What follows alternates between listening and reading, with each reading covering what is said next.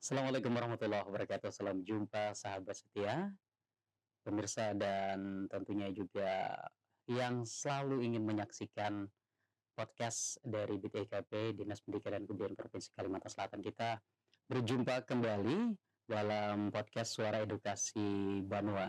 Persembahan Balai Teknologi Informasi Komunikasi Pendidikan Dinas Pendidikan dan Kebudayaan Provinsi Kalimantan Selatan. Nah, sahabat, berbicara tentang peningkatan kualitas pendidikan tentu tidak lepas dari peran guru dan tenaga kependidikan yang merupakan bagian penting dalam upaya untuk mewujudkan pendidikan bermutu untuk semua. Dan salah satu yang berperan dalam peningkatan kualitas dan juga pemberdayaan guru untuk pencapaian tujuan tadi adalah Balai Guru dan Tenaga Kependidikan sebagai UPT dari Kementerian Pendidikan Dasar dan Menengah Republik Indonesia. Di Kalimantan Selatan, Balai Guru dan Tenaga Kependidikan punya peran penting, punya andil luar biasa dalam peningkatan kompetensi kawan-kawan guru dan tenaga kependidikan.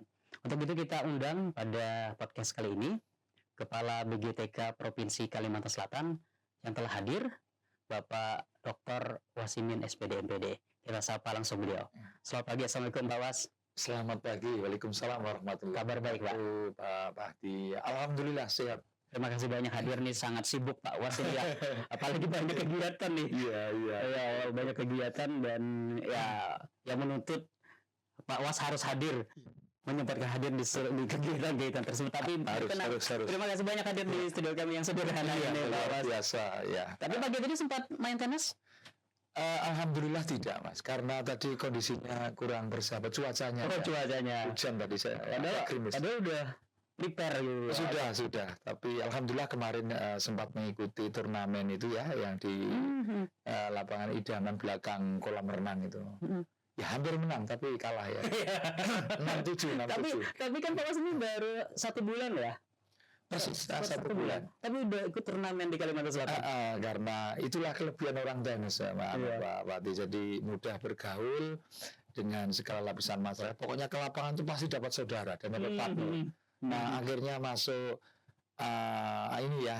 mimpin tim B meskipun ya akhirnya kalah 6-7 dengan para pelatih dari mana, Martapura atau mana, enggak tahu. Ya. Iya. Jadi lawannya pelatih. Ya. Tapi apa sih Pak Was, hobi banget gitu ya di tenis ya? Sangat hobi. Saya 3 kali juara porseni tingkat kementerian, Mas. Tingkat Ditjen GTK ya. 2019, 2021 dan 2023. Jadi nggak bisa lihat lapangan tenis. Berarti ketika ke Kalimantan Selatan langsung survei itu ya? Oh pasti.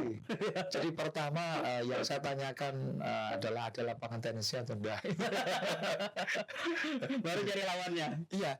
Sebenarnya saya punya lapangan tenis di dalam kantor, Pak Pati. Cuma kan perlu rival ya, perlu partner gitu yang ya kemampuan tidak jauh-jauh amat begitu. Alhamdulillah berarti saya juga perlu datang ke BGTK untuk main tenis. Iya, kapan saya jauh banget soalnya. Iya. Saya jauh banget. Oh, enggak apa-apa. Nanti saya sediakan raket nanti. Tapi begitulah kenikmatan main tenis. Iya, betul. Tapi menggeluti tenis memang dari sekolah atau mungkin memang atlet tenis sebenarnya tidak dari sekolah ya, tapi tahun 2011 ketika itu saya menjadi widya suara di LPMP Jawa Tengah.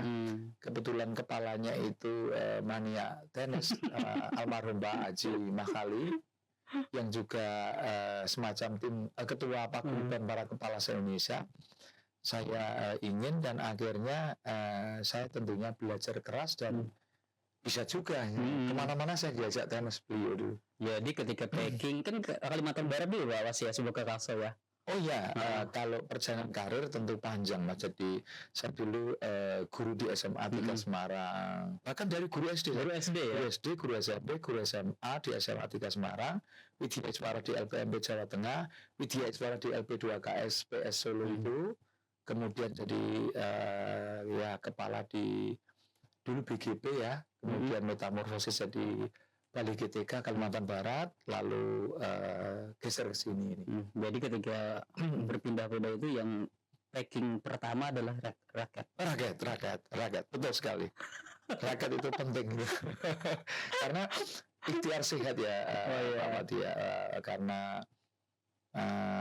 sehat itu kan bisa do anything ya, Iya. bisa melakukan apapun. Hmm. Orang boleh pinter, orang boleh punya apapun, tapi kalau tidak sehat itu kan itu ya meaningless, tidak berarti gitu. Ya, jaga sehatmu sebelum datang sakitmu gitu kan. Ya, betul sekali. Dan kami ini kan pelayan ya. Bagaimana kita melayani orang kalau kita sendiri sakit gitu kan? Iya. Apalagi ribuan guru di Kalimantan Selatan. Alhamdulillah. Yang harus dilayani. Insya Allah, gitu, insya Allah. Nah, Pak Was tadi menyampaikan bahwa ini sebagai pelayan. Apakah memang ini bagian dari tugas pokok fungsinya dari BGTK sendiri melayani peningkatan kualitas pendidikan ini? Iya, tentu sebagai salah satu UPT Kemendikbudrismen saat ini, tentu kami mendapat tugas untuk mengembangkan dan memberdayakan guru, kepala sekolah, pendidik lainnya, dan tenaga kependidikan. Itu kalau mengacu pada Permendikbudrismen nomor 5 tahun 2025 terkait peningkatan kompetensi ya SDM pendidikan itu. Artinya apa? Berarti kita kan harus melayani. Melayani itu berarti ya memang pelayan. Jadi kita bukan raja tapi melayani para guru tadi ya, guru kepala sekolah, pendidik lainnya, tenaga pendidikan dengan sepenuh hati. Yang sering saya katakan ya dasarnya adalah khairun nas anfa'uhum linnas ya. Bahwa sebaik-baik manusia itu yang bisa memberikan manfaat bagi orang lain. Maka saya mengajak kepada semuanya saja, terutama gerbong kita pendidikan se-Kalimantan Selatan, kita laksanakan konsep melayani dengan sebaik-baiknya. Kalau yang namanya melayani itu kan tentu didasari atas sikap tawadhu, kemudian juga harus sabar ya, dengan konsep ramah dan santun tentunya. Ya, gitu. Ini bagian dari tugas yang berat, bisa dianggap berat juga Pak ya, tapi bagaimana mengatasi tugas dan melaksanakan tugas itu dengan penuh tanggung jawab. Oh iya, betul tanggung jawab. Apalagi sekarang kita sama-sama tahu bahwa saat ini kondisi bangsa kita dari sisi mungkin juga memang eranya masuk ke situ, atau mungkin juga terpengaruh medsos, memang era VUCA ini kan begitu berubah cepat.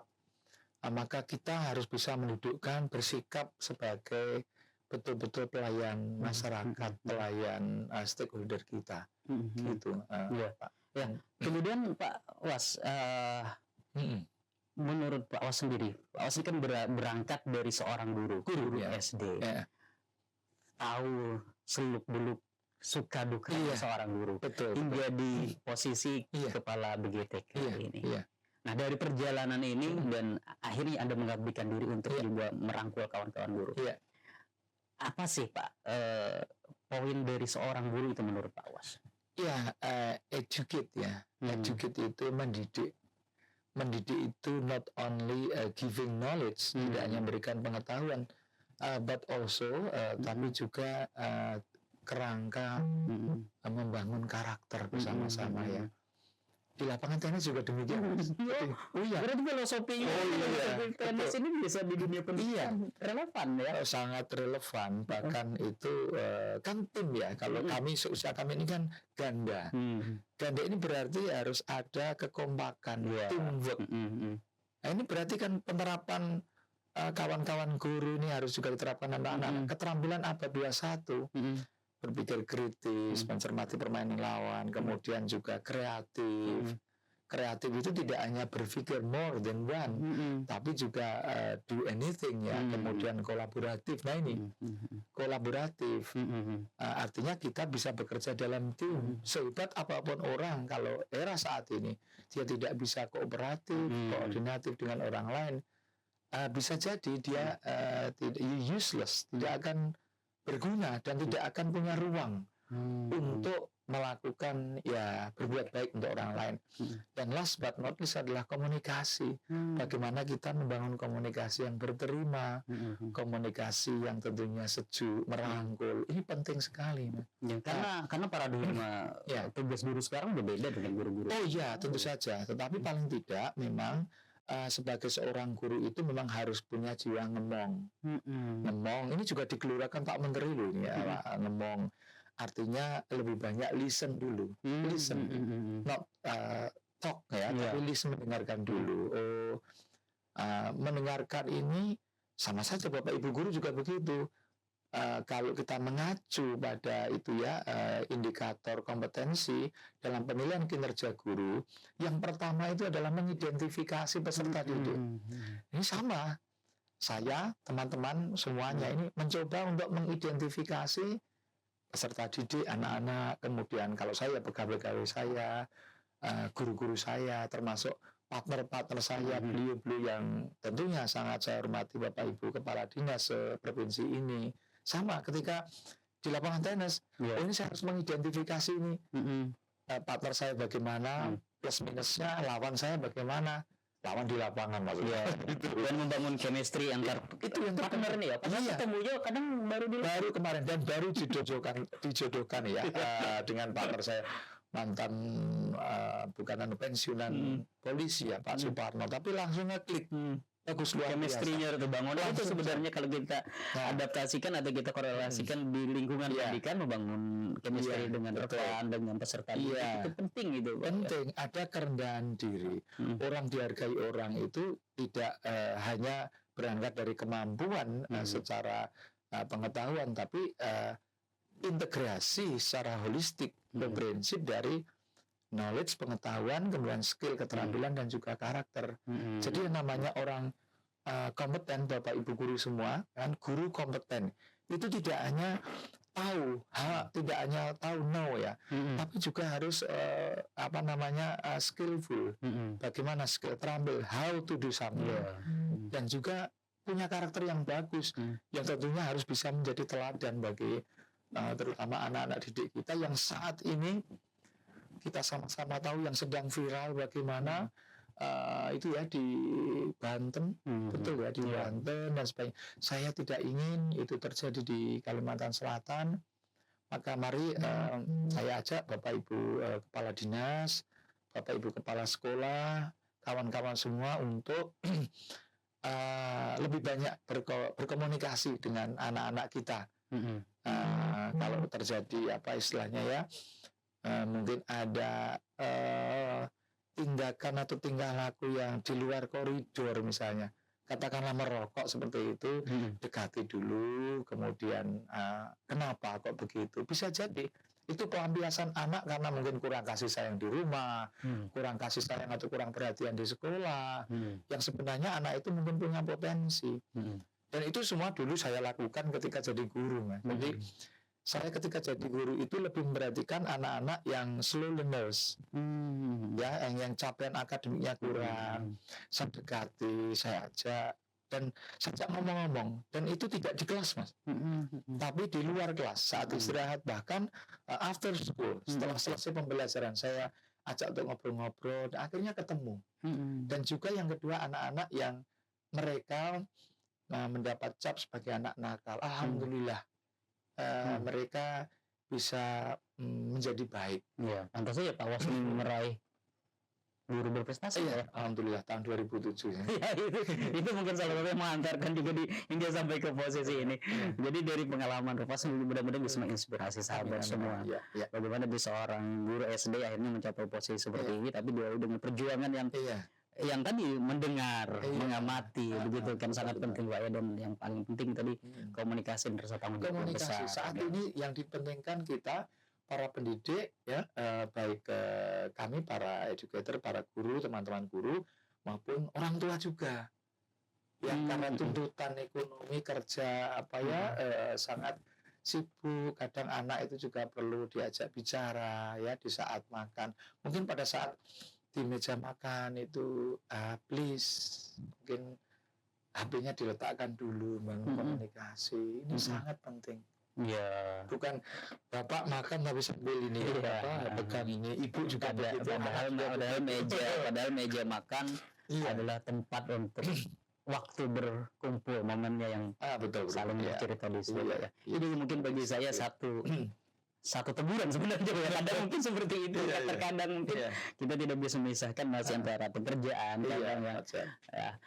Pak Was, amanah dari pemerintah pusat melalui Kemendikbudrismen kepada BGTK Kalimantan Selatan ini seperti apa?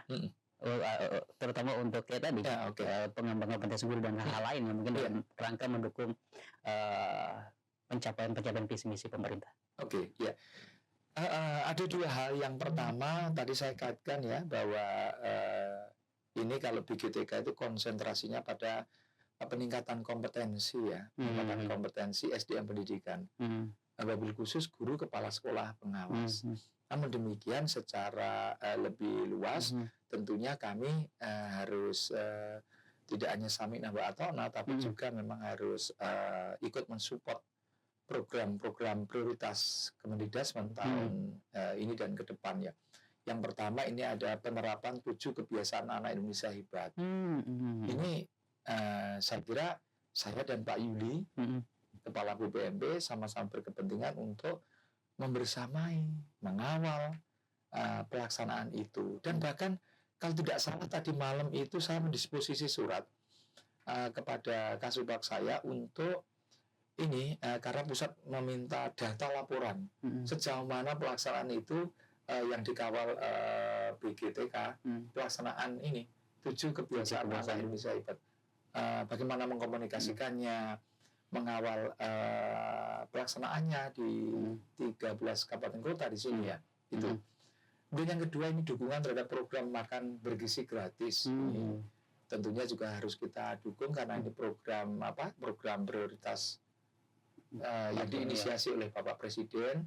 Kalau toh mungkin saat ini masih ada beberapa kekurangan, insya Allah Pak Menteri, Pak Prof. Abdul Muti telah mengusulkan format baru nantinya.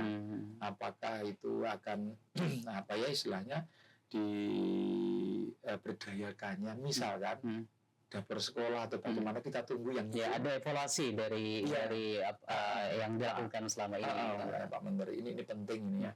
Dan saya juga berharap kawan-kawan Bapak Ibu Kepala Dinas baik provinsi, kabupaten kota Provinsi Kalimantan Selatan kita koordinatif dan komunikatif terkait ini sehingga anak-anak kita kemudian guru-guru kita itu ya tidak ada persoalan terkait dengan hal ini.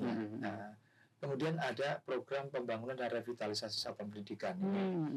Tentunya Pak Yuli ya BPMP yang mengawal terkait ini. Kemudian digitalisasi sekolah. Nah, terkait digitalisasi sekolah ini ada pemanfaatan rumah pendidikan. Di sini ada ruang GTK, kita tahu persis. Bapak Ibu guru saya himbau untuk betul-betul bisa memanfaatkan sarana sebagai sarana untuk belajar, meningkatkan kompetensi. Karena tadi sebagaimana disampaikan oleh Bapak bahwa saat ini guru itu berbeda dengan dulu. Jadi jangan hanya menggantungkan pada pelatihan yang diamanatkan kepada kami. Uang APBN itu terbatas, maka pembelajaran atau belajar peningkatan kompetensi secara mandiri menggunakan, kalau dulu itu PMM ya, sekarang rumah pendidikan ini sudah integrated dan lengkap, bisa belajar dari sana. Lah nanti apapun misalkan ada yang kesulitan bisa dikomunikasikan dengan kami. Karena kami ini ada satu program khusus yang luar biasa namanya BGTK Sinergi. Jadi silakan sekolah daftar saja yang mau meningkatkan kompetensi belajar ke tempat kami, boleh. Kami siapkan ruang fungsional kami, ruang kami, para widya iswara dan pengembang teknologi pembelajaran untuk melatih mereka gratis, Mas. Wah, ini dua ini nanti Pak ikut. Saya itu hampir setiap hari membuka kegiatan itu. Oh, berarti banyak yang minat, Mbak? Oh iya, benar minat dan alhamdulillah mereka sangat senang, alhamdulillah. Jadi kita sebagai decision maker itu barangkali membersamai guru-guru kita masuk surga itu ya karena decisionnya, keputusannya itu, Mas. Jadi diajak gitu ya. Kenapa saya masuk surga? Kemarin Pak Was kepala BGTK yang bantu kami jadi bareng-bareng masuk surga ini. Nah ini kalau guru-guru yang duluan ya kita ikut itu. Jadi, lalu ada ini ya AI ya, AI dan coding. Oh iya. Ya, ini memang pelatihannya sudah kami lakukan, dan yang diberikan tugas itu BGTK ini dan LPD. Jadi LPD ini lembaga penyelenggara diklat yang telah lolos hasil seleksi oleh kementerian. Itu yang diminta untuk melakukan apa ya istilahnya backup atau membantu kami. Karena kewalahan juga ya kalau semuanya begitu kayak. Oh iya, betul. Cuma memang saya sangat berharap ini ada semacam warning dari kementerian. Ada beberapa pihak lain yang menggunakan narasumber yang bukan hasil TOT. Saya minta Bapak Ibu Kepala Dinas, Bapak Ibu Kepala Sekolah untuk hati-hati. Jangan sampai ini dikomersialkan, berbahaya sekali. Terutama untuk LPD, Pak. Ya, tidak kompeten, kemudian melatih. Jadi untuk urusan ini silakan please konsultasi pada kami. Kami dengan tangan terbuka kok, dan tidak bayar juga. Ya. Kemudian ada pembelajaran mendalam, deep learning. Ini juga kami sudah melatih banyak guru dan kepala sekolah yang sudah kami latih, yang menggunakan model ini pembiayaan melalui dana BOS kemarin itu. BOS kinerja. BOS kinerja. Tetapi hasil rapim kemarin saya di Makassar tanggal 13 sampai 15 Oktober, berarti baru saja. Iya. Itu Ibu Dirjen sepertinya akan mengecek kembali atau mengevaluasi pelaksanaan seperti itu. Ya syukur alhamdulillah kalau nanti benar-benar uang APBN itu bisa kita optimalkan teman-teman guru supaya lebih bagus pelaksanaannya. Dan alhamdulillah saya sebagai seorang mantan guru SD, guru SMP, guru SMA, 3 jenjang ya, Widya Iswara di LPMP Jawa Tengah dan di Solo, menyadari sepertinya ini kalau dilaksanakan dengan sungguh-sungguh itu pas. Dari berbagai banyak pendekatan, pembelajaran, sepertinya ini yang memang bagus ya. Tapi dengan catatan ini perlu kesungguhan dari semua pihak. Jadi guru-guru betul-betul memang serius ya, diniati untuk mempraktekkan itu. Bapak Ibu Kepala Sekolah juga mengontrol, melakukan supervisi. Tapi jangan lupa, jangan hanya supervisi.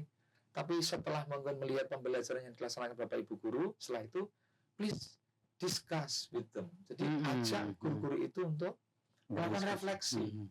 Seperti teman-teman guru TK itu, kalau kepala sekolahnya kan biasanya mengikuti membersamai gurunya mengajar, terus setelah itu duduk berdua melakukan refleksi. Saya kira kalau itu teman-teman guru di semua jenjang, baik ke TK, SD, SMP, SMA, SMK, luar biasa. Tapi sekali lagi, memang harus diniati punya idealisme untuk to do the best, melakukan yang terbaik, sungguh-sungguh. Saya belajar banyak dari saat saya dulu pernah belajar di Lund University, luar negeri ya.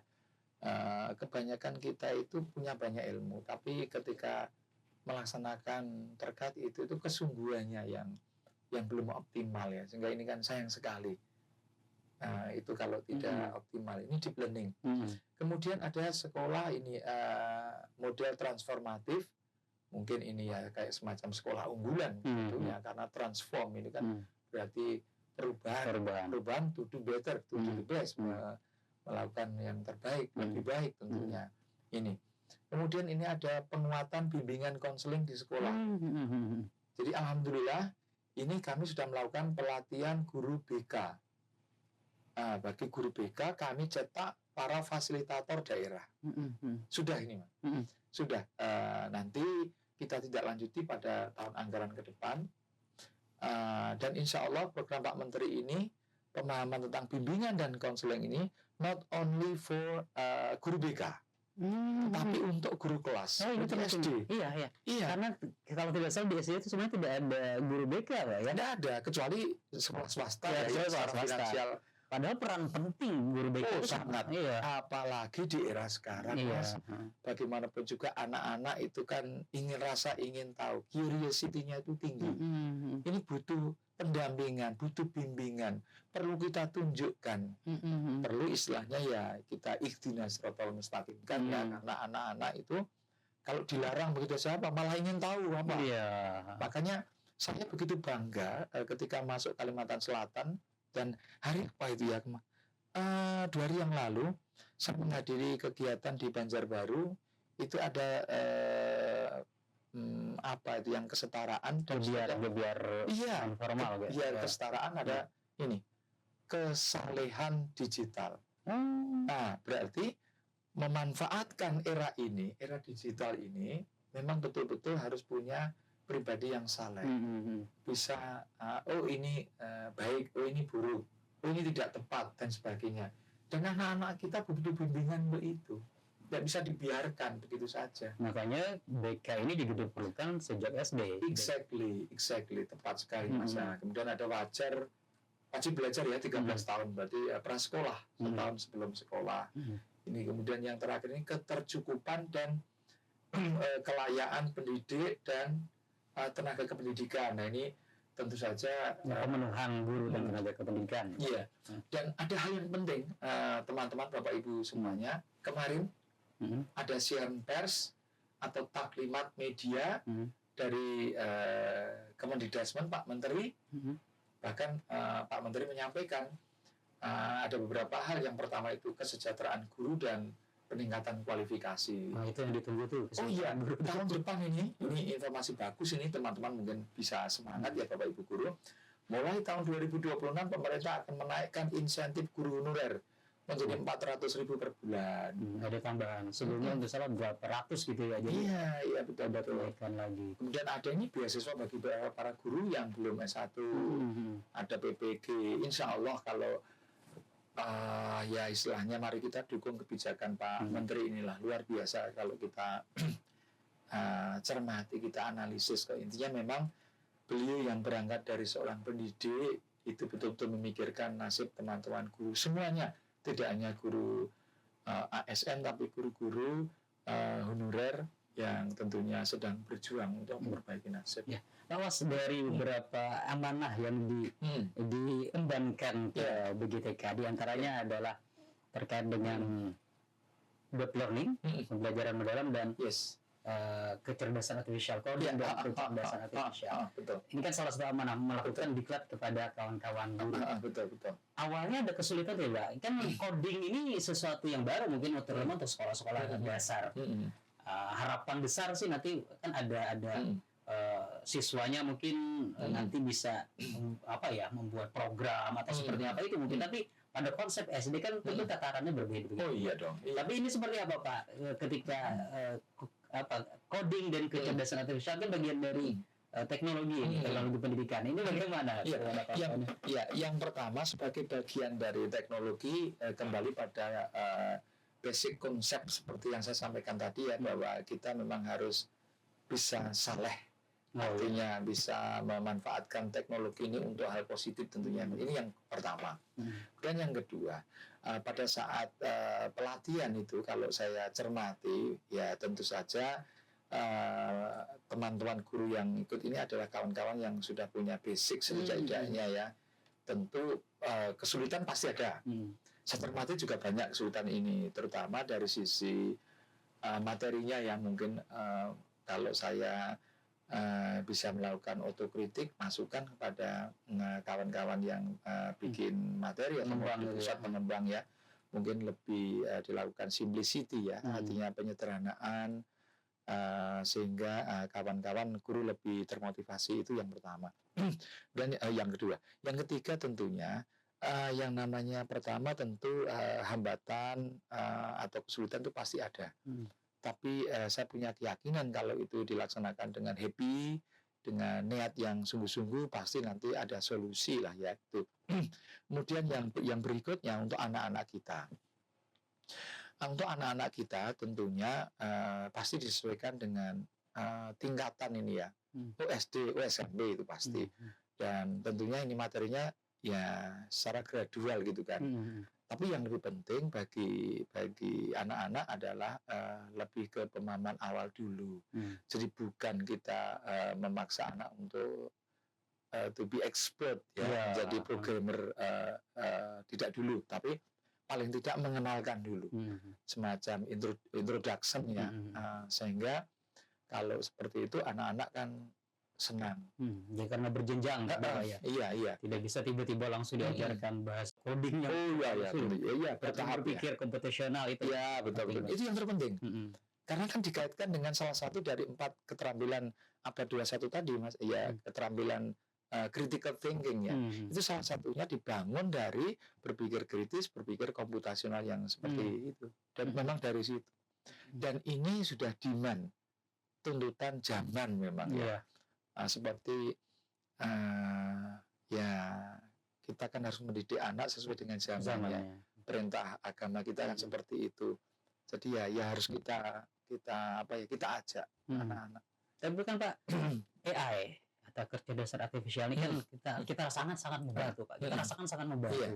Bikin apapun itu bikin from, buatkan ini selesai. Nah, jika dihubungkan dengan dunia pendidikan ini kan artinya sangat membantu juga, tetapi harus ada etika. Oh iya dong. Harus ada peran guru sebenarnya di sana. Itu Pak Was melihat seperti apa ini? Ini guru yang harus cerdik, cermat, dan bijak. Kenapa? Bisa jadi anak itu nggak mikir, gitu. Karena cari misalkan cari jawaban apa itu kan cepat. Bahkan mungkin orang baru berpikir aja kalah cepat dengan dia kan, dengan AI kan. Ini guru yang memang harus bijak dan harus mencermati bahwa apakah ini dibutuhkan saat yang tepat atau enggak. Jadi jangan malah istilahnya nanti pemikiran anak ini hanya main tembak. Main tembak itu berpikir sangat singkat ya. Apalagi generasi sekarang itu kan inginnya serba instan. Ini yang tetap harus kita latihkan pada anak untuk berpikir yang tetap ada yang memang porsi untuk itu, ada yang tidak. Nah, jadi memang tergantung penggunaannya, pemanfaatannya. Dan peran guru harus hadir. Peran guru harus hadir, harus mendampingi. Tidak bisa dilepas. Misalkan ini memberikan tugas kok, bagus. Belum tentu itu hasil pemikiran anak. Itulah pentingnya para guru itu diharapkan mampu untuk mengidentifikasi, identifying students di awal. Ini memang penting. Jadi jangan sampai akhirnya dengan mudahnya penggunaan AI ini malah menumpukan kemampuan berpikir anak. Betul. Saya yang berangkat dari dari sebuah desa, desa IDT desa yang tertinggal desa tertinggal dulu ya betul. Dengan bahkan saya pada waktu SD tidak bersepatu, Mas. Tapi luar biasanya guru saya. Saya tidak tahu guru saya dulu itu mungkin belum banyak mengikuti pelatihan tentang pendekatan, model pembelajaran yang inovatif ya. Tapi guru saya dengan pintar sekali, misalkan melakukan evaluasi pada murid itu tidak banyak soal yang ABCD atau ABC ya. Tapi itu mungkin maksimal 10. Berikutnya ada soal isian, ada soal uraian. Salah satu yang saya ingat itu adalah ada soal bagaimana menurut pendapatmu. Itu sudah on thinking skill lah, hot sudah. Iya, hot. Itu tahun berapa itu? Nah, itu SD kelas 3, 4 itu tahun berapa ya? Itu dan sekarang itu digaungkan sebenarnya Pak ya. Dulu udah guru Pak Was sudah. Makanya saya sangat berharap teman-teman guru itu masih relevan dan bagus kalau kita betul-betul memang dari hati, mendidik dari hati, tidak hanya dari ini anak-anak kita. Justru itu mungkin yang mengantar saya bisa jadi kepala BGTK ya. Itu. Kalau saya pulang ke Kudus ketika guru SD saya itu masih hidup, itu saya kunjungin. Iya, saya dekat, itu luar biasa. Jadi beliau masih mengingatkan ketika itu, tapi itu jangan menggunakan kalimat seperti di buku, nggak ada. Itu terus juga Bapak Ibu copy paste itu tidak boleh. Coba dengan kalimatmu ya, kalimat. Jadi kemampuan menulis juga iya bangkan dilatih. Jadi memang kan dilatih. Lalu guru saya itu juga pintar ya ketika itu. ya ada lomba mengarang. Sekarang kan jarang sekali. Iya. Soal Mengarang bebas ya, Pak. Nah, padahal itu penting. Coba anak-anak sekarang ini kan ketika misalkan tidak usah jauh-jauh yang SMA atau yang kuliah. Mikirnya kuliah bisa jadi kan, oh, gimana ini ya skripsi saya ini ada yang buatkan enggak? Iya. Tidak Dari punya joki lah ya. kemampuan menulis. Ya kan? Oh, dituntun membuat paragraf. Berarti dimulai dari namanya ide pokok, ya, ada kalimat utama, ini kalimat penjelas, harus memang dilatih. Kemudian kalau ada hari-hari pendidikan nasional, ada kan lomba itu mengarang, baca puisi. Jadi kembali back to basic tapi bagus. Malah sekarang ini Mas, di Finland, di Australia, di negara-negara yang konon itu lebih maju dari kita, sekarang itu kembali ke situ, nulis. Iya, betul. Padahal kan ada tadi ya AI, ada ini, ada digital, mah kembali ke sana. Padahal kita sering berkiblat contoh Finland, gitu ya kan. Tapi ternyata mereka juga sudah back to basic. Iya, betul. Ini yang nilai-nilai value. Bahkan kalau kita melihat di YouTube itu kan back to basic, bahwa di Harvard University saja itu yang benar-benar dikembangkan malah kan karakternya.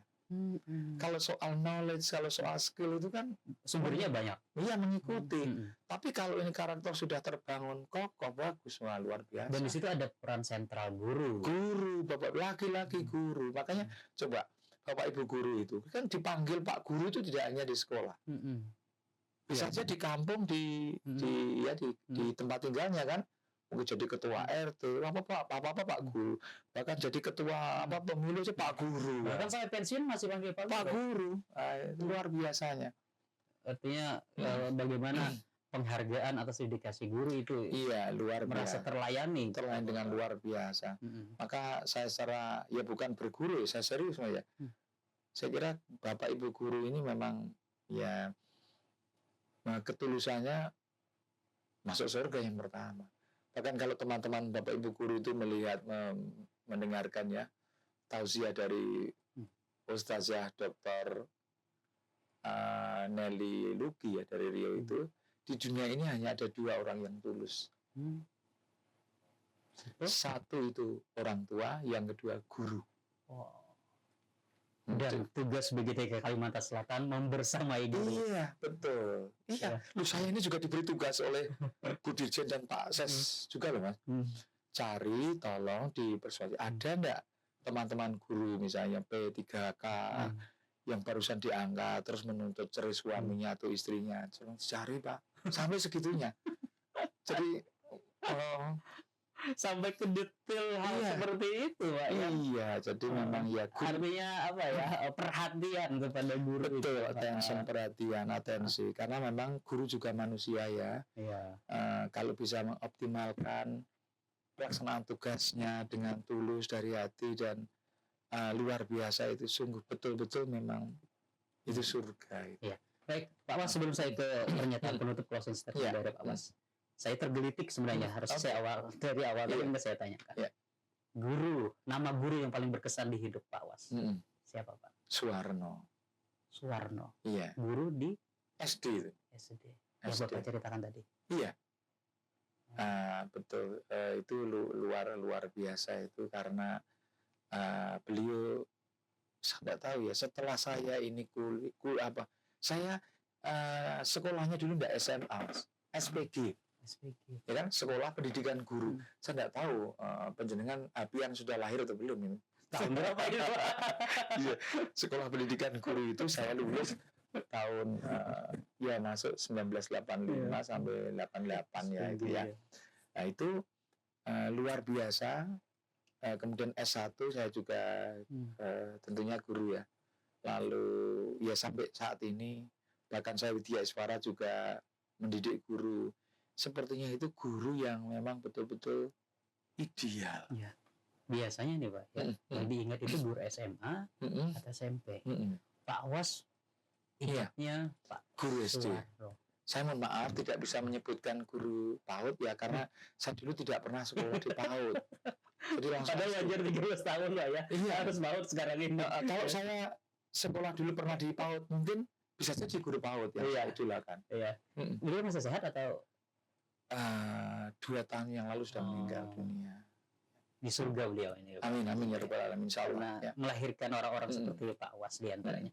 Baik Pak Was, terakhir mungkin ada pernyataan penutup dari Pak Was. Ini waktu kita terbatas, padahal mungkin banyak harus kita obrolin lagi. Bagaimana Pak? Ya, yang pertama saya ingin mengajak Bapak Ibu kepala sekolah yang tentunya menjadi pemimpin di satuan pendidikan masing-masing untuk bisa mengoptimalkan kepemimpinannya, membersamai Bapak Ibu guru, melakukan pembelajaran dengan optimal ya. Karena fungsi pemimpin ini penting. Saya masih teringat kalau tidak salah Napoleon Bonaparte mengatakan bahwa if you build an army consisting of 100 dogs, 100 lions and the leader is a dog, jika Anda membangun pasukan yang terdiri dari 100 singa dan pemimpinnya adalah anjing, maka mereka bisa jadi akan mati saat bertarung. However, if you build an army consisting of 100 dogs and the leader is a lion, jadi pemimpinnya adalah seekor singa, maka anjing-anjing itu akan berkelahi bak seekor singa. Betapa penting dan strategisnya seorang leader. Lead itu artinya memandu. Nah, ibaratnya ya menerapkan engarso sung tulodo, ing madya mangun karso, dan tutpuri handayani. Kemudian Bapak Ibu guru, Bapak Ibu telah memilih jalur pendidik sebagai pilihan hidup Bapak Ibu. Memang life is choice. Bapak Ibu sudah berada on the right track. Maka lakukan tugas itu dengan sepenuh hati. Didik anak-anak dengan sepenuh hati. Anak-anak Bapak Ibu sendiri di rumah. Kalau itu bisa Bapak Ibu lakukan, insya Allah dengan bergandengan tangan. Jangan lupa ada hari belajar guru, bersinergi dalam kelompok-kelompok kerja. Tentunya pendidikan di Provinsi Kalimantan Selatan pasti akan terwujud, kualitas mutunya akan meningkat. Balai Guru dan Tenaga Kependidikan Provinsi Kalimantan Selatan selalu bersama dan selalu membersamai Bapak Ibu dalam meningkatkan kompetensi Bapak Ibu semua. Terima kasih. Ya, terima kasih Dr. Wasimin, SWD MPD, Kepala Bidik Provinsi Kalimantan Selatan. Sehat selalu Bapak. Amin amin. Salam untuk kawan-kawan di BGTK. Semoga terus gitu. Iya. Makasih Pak, sehat selalu. Amin amin. Assalamualaikum. Waalaikumsalam warahmatullahi wabarakatuh. Terima kasih. Ya sahabat, demikian obrolan singkat namun menarik bersama Dr. Wasimin, Kepala Bidik Provinsi Kalimantan Selatan. Dan semoga apa yang kami perbincangkan tadi memberikan manfaat, menginspirasi, dan juga memberikan pencerahan untuk kita semua. Sampai jumpa di episode berikutnya. Assalamualaikum warahmatullahi wabarakatuh. Waalaikumsalam warahmatullahi wabarakatuh. Silakan diminum Bapak. Ya, kasih. Saya kopi ini Pak.